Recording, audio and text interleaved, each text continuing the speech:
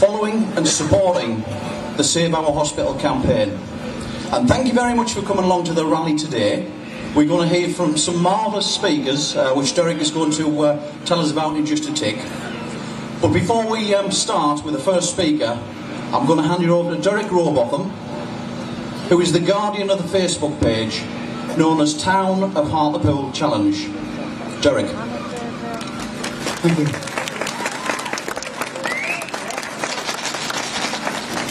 Thank you very much. We would appreciate if people can leave the place as neat and tidy as it was when we arrived here when leaving.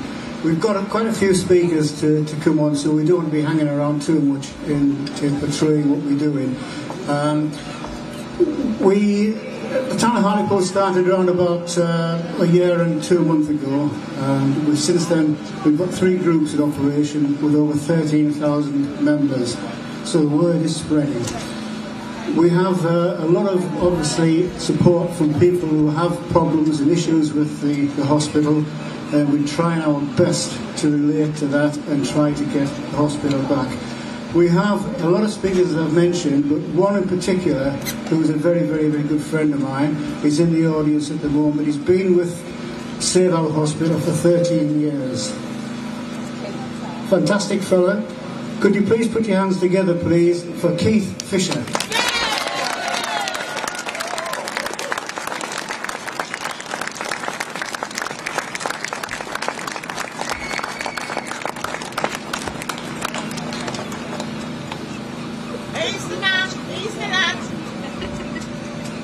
Good morning, Hartlepool.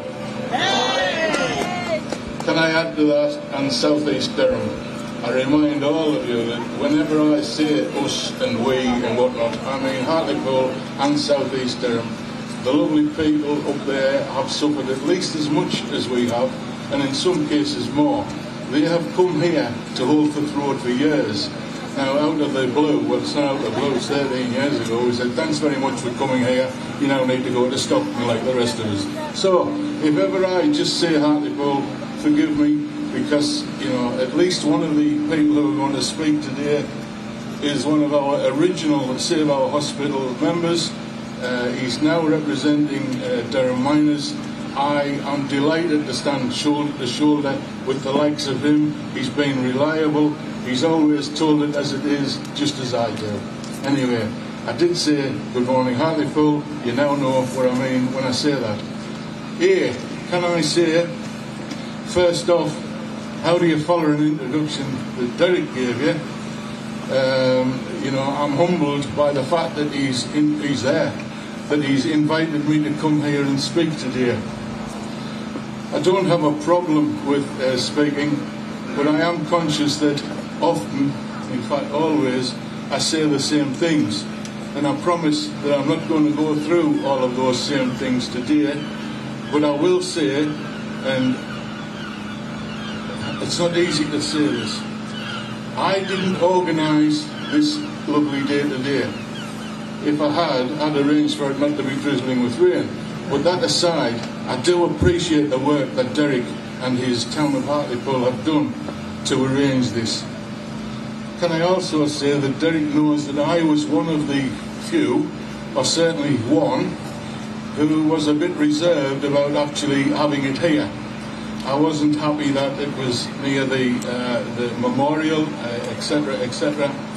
And I thought about that long and hard, and this is only my thoughts and not those of others. The people who are remembered on the placards there and see from here all gave their all so that we could do the likes of this. They fought for our freedom. I won't forget, and I'd like to think that we are exercising that today, and I feel that they'd be watching us at least and could well be stood at our shoulders while we're doing such things. That's enough of the introduction. We'll go on to the few words I have to say to you. And unlike John Wayne, I'm going to start with an apology. Well, I'm going to start with 2 apologies. The first apology is that I'm sorry that it's took me 13 years and I haven't saved the hospital. Can I say when I say I, a bit like when I say Hartlepool, I mean Save Our Hospital hasn't actually saved our hospital. The mitigation to that is there are still at least 2 of the bricks together up there. It is still a building, it is still viable, it is still reversible, in my opinion. But it is not the hospital that we knew.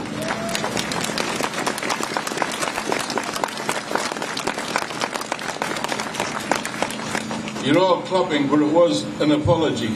I realise that we have failed to save it because it's in such a state now. I am here to admit that, and to admit that I always say the same things, and to apologise for that. But today, I'm going to ask you, all of you, to do something for me, for the town, and for the hospital. I'll come to that in detail in a moment. I am not an expert, but I've been doing this for a lot of years now, and I, in my simple terms, put the people who run the hospital, this unelected Quango, in a separate group. I thought for years that we could embarrass them, we could hold it against them, the disgraceful things that they're doing. We used to keep records of all the personal disasters that families have had, and even people had died, and it just bounced off them like it would bounce off an immovable object. Quango itself speaks for itself. They are unelected. I've called them the untouchables for years. And my advice to you is that we are past embarrassing these people. We are past, I am past keeping records of the terrible things that have happened. There are so many that I have a room full of them. They can all reduce you to tears. It is disgraceful, but they just don't care. They still keep marching on where they're going. And where they're marching on to is having houses where our hospital is and should remain. There's no doubt about that in my mind. Anyway, if you will accept that even I have realised that these people are untouchable, I then turn to the fact that perhaps our elected people, and I include all of them, whether they be councillors, whether they be MPs, I can see 2 of them stood in front of me, we need them to use their leverage to do something with these people. I will concentrate on the council and say I admire the fact, I applaud the fact that twice, unanimously, they have carried a vote of no confidence in the Trust. In my olden days, I would see that as a first salvo to be quickly followed up by another, but there hasn't been another salvo. The other obvious salvo from my experience is that you withdraw all cooperation with these people. In my simple terms, what we have is, just across the road from me, we have a council who are saying we have no confidence in you, but I'll still work with you, I'll still allow you to operate. We need to stop these people operating.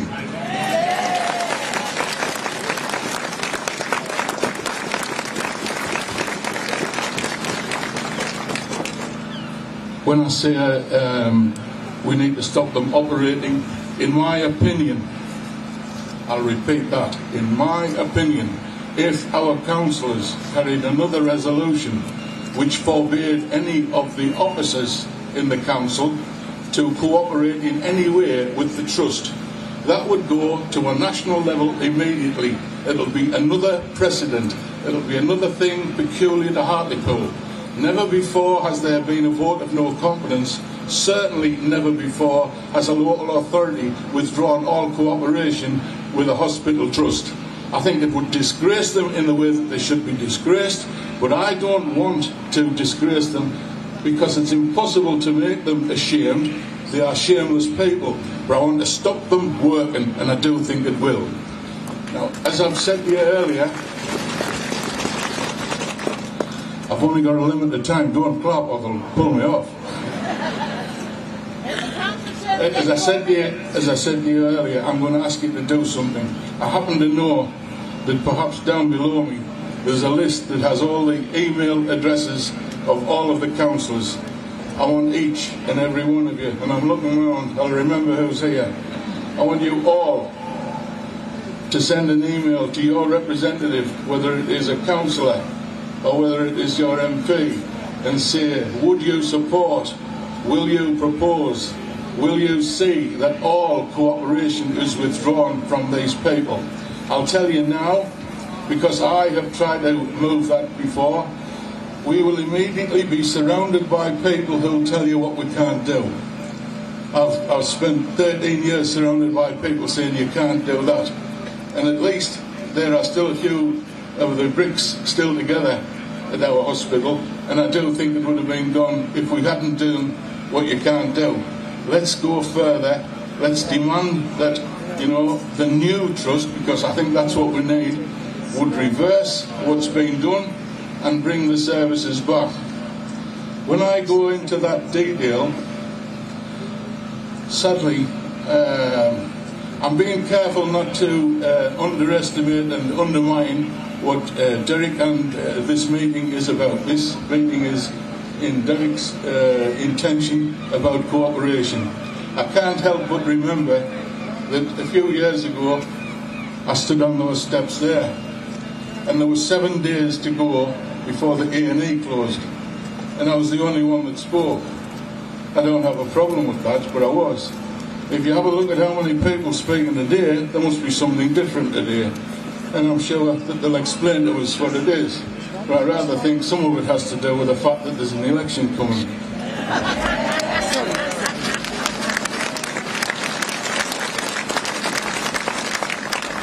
It might just be the sad way that my mind works, but I am entitled to my opinion, and the fact that people who I don't even know are here speaking today must mean something.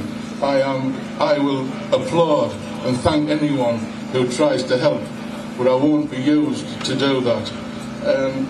Can I also say that it is important that it is no good the likes of me or the likes of one of your councillors or your MP speaking. We all need to speak, and I'd like you to all speak by, as I say, demanding. When I say the last time I spoke there was 7 days before the closure of the A&E, I distinctly remember standing there, and in my audacity I said, my God created all of this in 7 days, so surely we can save an A&E in 7 days. Well, me speaking to you as a voter, and as one of you voters, there are about 90 days to go to the next election. This is the time that we have all the cards, we have all the numbers, we have all the powers. Please use it. Please let these people know that you're going to measure them by what they do between now and May, and not what they promise to do after May and the likes of that. I've got a shed full of promises, I've got a shed full of lies, I've got a shed full of support that never existed. I need something solid. I need something to stop the trust from working. I'm conscious that I've spoken longer than I was intending to speak, and longer than Derek will be comfortable with. But can I first thank you all for attending, and can I say that I'm going to come down there and listen carefully to what other people are telling me and promising me. But the truth is, the fact that you are here says it all, and I do applaud that, and I thank you very much. Thank you. Ladies and gents, Guardian Mr. Kingfisher.